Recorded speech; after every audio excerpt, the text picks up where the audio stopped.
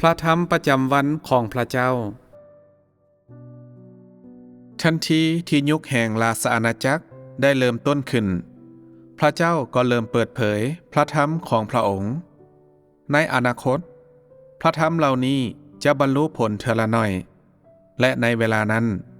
มนุษย์ก็จะเติบโตมีชีวิตการที่พระเจ้าใช้พระธรรมเพื่อเปิดเผยอุปนิสัยที่เสื่อมทรามของมนุษย์ก็เป็นจริงยิ่งขึ้นและจำเป็นยิ่งขึ้นและพระองค์บ่ได้ใช้หยังนอกจากพระธรรมเพื่อปฏิบัติภารกิจของพระองค์เพื่อเฮ็ดให้ความเชื่อของมนุษย์สมบูรณ์แบบย้อนปัจจุบันคือยุคแห่งพระธรรมและมันจำเป็นต้องมีความเชื่อความเด็ดเดี่ยวและการร่วมมือของมนุษย์ภารกิจของพระเจ้าที่บังเกิดเป็นมนุษย์ในยุคสุดท้ายแม้นการใช้พระธรรมของพระองค์เพื่อรับใช้และสนองให้แก่มนุษย์เพียงแต่หลังจากที่พระเจ้าที่บังเกิดเป็นมนุษย์ได้สำเร็จการกล่าวพระธรรมของพระองค์เท่านั้นพระธรรมเหล่านั้นจึงจะบรรลุผลในระหว่างเวลาที่พระองค์กล่าวพระธรรมของพระองค์ยังบ่ทันบรรลุผลเพราะเมื่อพระองค์อยู่ในขั้นตอนของเนื้อหนังพระธรรมของพระองค์บ่สามารถบรรลุผลนี่ก็เพื่อให้มนุษย์ได้เห็นว่าพระเจ้าเป็นเนื้อหนังและบ่แม่นพระวิญญาณเพื่อว่ามนุษย์อาจได้เห็นความเป็นจริงของพระเจ้าด้วยตาของเขาเองในมื้อที่ภารกิจของพระองค์สำเร็จเมื่อพระธรรมทั้งหมดที่พระองค์ควรกล่าวถึงแผ่นดินโลกได้ถูกกล่าวออกแล้วพระธรรมของพระองค์ก็จะเริ่มบรรลุผล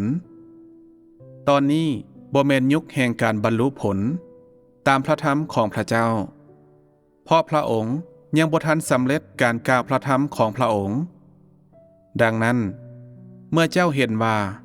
พระองค์ยังกล่าวพระธรรมของพระองค์ถึงแผ่นดินโลกอย่ารอท่าการบรรลุผลตามพระธรรมของพระองค์เมื่อพระเจ้าหยุดกล่าวพระธรรมของพระองค์และเมื่อภารกิจของพระองค์ถึงแผ่นดินโลกได้สำเร็จลงนั่นจะเป็นเวลาที่พระธรรมของพระองค์เริ่มบรรลุผลในพระธรรมที่พระองค์กล่าวถึงแผ่นดินโลกในด้านหนึ่งแม้นมีการสนองชีวิตและในอีกด้านหนึ่งแม้นมีคำทำนายซึ่งเป็นคำทำนายเกี่ยวกับสิ่งที่จะเกิดขึ้นสิ่งที่จะสำเร็จลงและสิ่งที่ยังบ่ทันถูกเฮ็ดให้สำเร็จเถื่อยังมีคำทำนายในพระธรรมของพระเยซูในด้านหนึ่งพระองค์ได้สนองชีวิตและในอีกด้านหนึ่งพระองค์ได้กล่าวคำทำนายมื้อนี้บ่มีการเว้าถึงการปฏิบัติพระธรรมและข้อแท้จริงเพราะมีความแตกต่างหลายเกินไประหว่างสิ่งที่ตาของมนุษย์เองสามารถเบิ่งเห็นได้และสิ่งที่พระเจ้าเฮ็ดสำเร็จมันสามารถเว้าได้ว่าทันทีที่ภารกิจของพระเจ้าได้สำเร็จลงพระธรรมของพระองค์ก็จะบรรลุผลและข้อแท้จริงก็จะเกิดขึ้นหลังจากพระธรรมในระหว่างยุคสุดท้ายพระเจ้าที่บังเกิดเป็นมนุษย์จะปฏิบัติพันธกิจแห่งพระธรรมถึงแผ่นดินโลกและในการปฏิบัติพันธกิจแห่งพระธรรมพระองค์เพียงแต่กล่าวพระธรรมและบ่ได้ใส่ใจเรื่องอื่นทันทีที่ภารกิจของพระเจ้าเปลี่ยนไปพระธรรมของพระองค์ก็จะเริ่มบรรลุผลมื้อนี้พระธรรมแม่นถูกนำใช้เพื่อเฮ็ดให้เจ้าสมบูรณ์แบบก่อนเมื่อพระองค์ได้รับสง่าราศีทั่วจักรวาลทั้งปวงภารกิจของพระองค์ก็จะสมบูรณ์นั่นก็คือพระธรรมทั้งหมดที่ควรกล่าวก็จะได้ถูกกล่าวและพระธรรมทั้งหมดจะกลายมาเป็นข้อแท้จริงพระเจ้าได้มาถึงแผ่นดินโลกในระหว่างยุคสุดท้ายเพื่อปฏิบัติพันธกิจแห่งพระธรรมเพื่อว่ามนุษย์ศาสตร์อาจรู้จักพระองค์และเพื่อว่ามนุษย์ศาสตร์อาจเห็นสิ่งที่พระองค์เป็นและเห็นถึงสติปัญญาของพระองค์และการกระทำอันอัศจรรย์ทั้งหมดของพระองค์จากพระธรรมของพระองค์ในยุคแห่งราชอาณาจักรพระเจ้าใช้พระธรรมเพื่อเอาชนะมนุษย์ศาสตร์ทั้งปวงเป็นหลักในอนาคตพระธรรมของพระองค์ จะมาถึงทุกศาสนา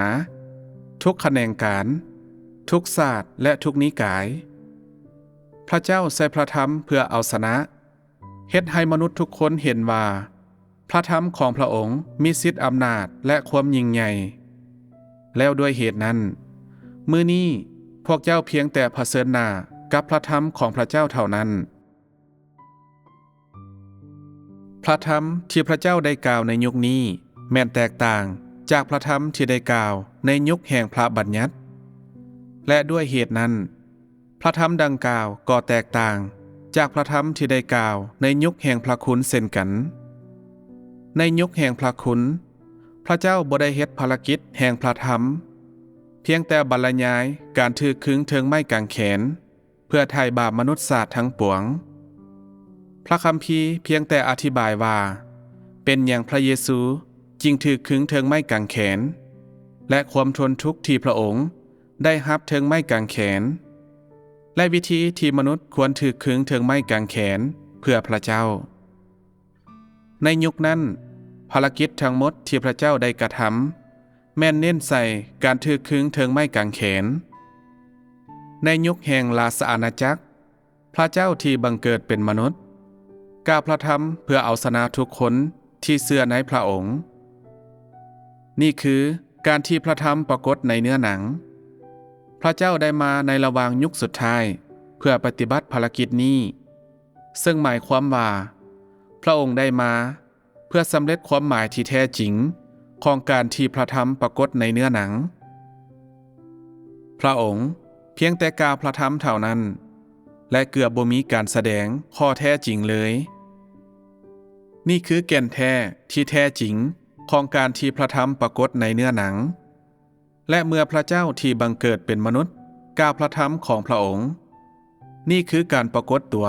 ของพระธรรมในเนื้อหนังและเป็นการที่พระธรรมเข้ามาในเนื้อหนังในต้นเดิมนั้นทรงเป็นพระธรรมอยู่แล้วและพระธรรมทรงอยู่กับพระเจ้าและพระธรรมทรงเป็นพระเจ้าและพระธรรมทรงบังเกิดเป็นมนุษย์นี่คือแม่นภารกิจที่พระเจ้าจะสำเร็จในยุคสุดท้ายและเป็นบทสุดท้ายของแผนการคุ้มครองทั้งหมดของพระองค์แล้วด้วยเหตุนั้นพระเจ้าต้องได้มาถึงแผ่นดินโลกและสำแดงพระธรรมของพระองค์ในเนื้อหนังนั่นคือสิ่งที่ได้สำเร็จในมื้อนี้สิ่งที่จะสำเร็จในอนาคตสิ่งที่พระเจ้าจะเฮ็ดให้สำเร็จจุดหมายปลายทางสุดท้ายของมนุษย์คนที่จะถูกช่วยให้หลอดพ้นคนที่จะถูกทำลายและอื่นๆอีกภารกิจทั้งหมดนี้ที่ควรบรรลุในที่สุดก็ล้วนแล้วแต่ถูกระบุไว้อย่างชัดเจนแล้วและทั้งหมดนั้นแม่นเพื่อบรรลุความหมายที่แท้จริง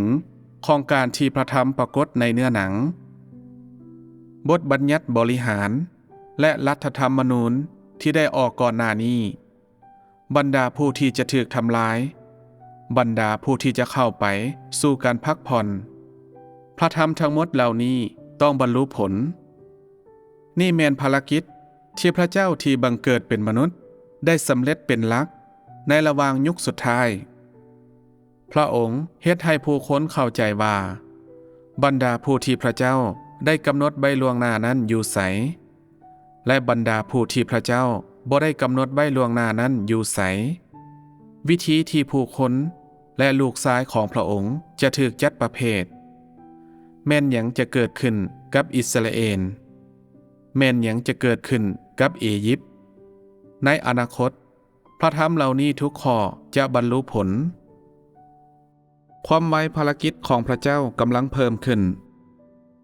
พระเจ้าใส่พระธรรมเป็นวิธีการเพื่อเปิดเผยให้มนุษย์ฮู้ว่ามีหยังแดที่ต้องสำเร็จในแต่ละยุคมีหยังแดที่พระเจ้าที่บังเกิดเป็นมนุษย์ต้องเฮ็ดให้สำเร็จในระหว่างยุคสุดท้าย